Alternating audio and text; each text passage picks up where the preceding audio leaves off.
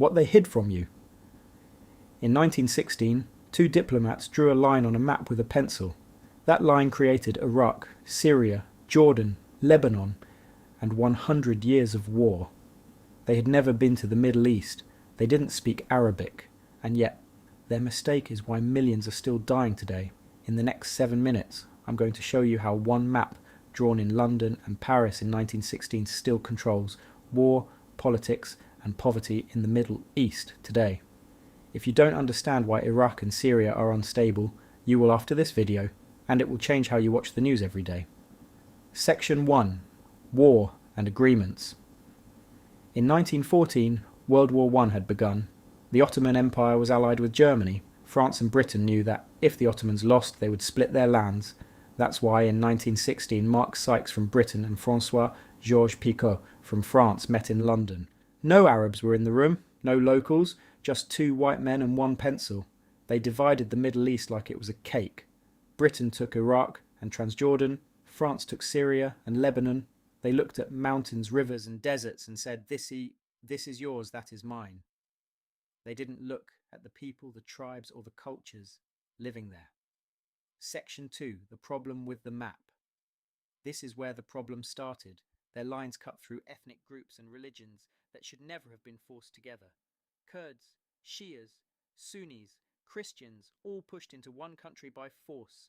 Take Iraq as an example. Britain grouped Shias in the south, Sunnis in the centre, and Kurds in the north. These groups had been fighting for centuries. Then they were put in one house and told, be a country. The same happened in Syria. The same happened in Lebanon. It's like taking Hutus, Tutsis and Twa and forcing them into one country with no warning and saying, get along, Section 3, the twist consequences today. Now it gets serious. In 2003, America overthrew Saddam Hussein in Iraq. The government collapsed. Sunnis felt they had no voice. Shias rose to power. That led to the rise of ISIS. In Syria, Bashar al-Assad is Shia. Most of the population is Sunni. That divide came from the Sykes-Picot split, and it's why the war started in 2011. And Israel-Palestine? That problem also came from the Balfour Declaration of 1917, which was part of the same plan to divide the Middle East. Not every problem in the Middle East came from Europe, but 70% of the borders today were drawn on a table in London and Paris in just 6 months. People are still dying because of lines drawn by men who never set foot there.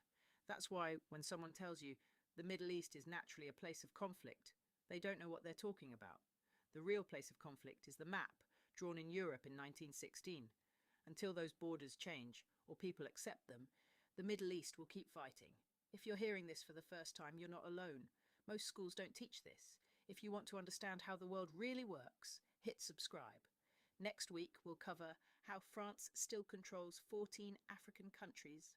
Another story of colonization that never ended.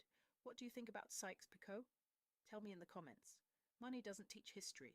History teaches money. Subscribe and hit the bell so you don't miss the next story.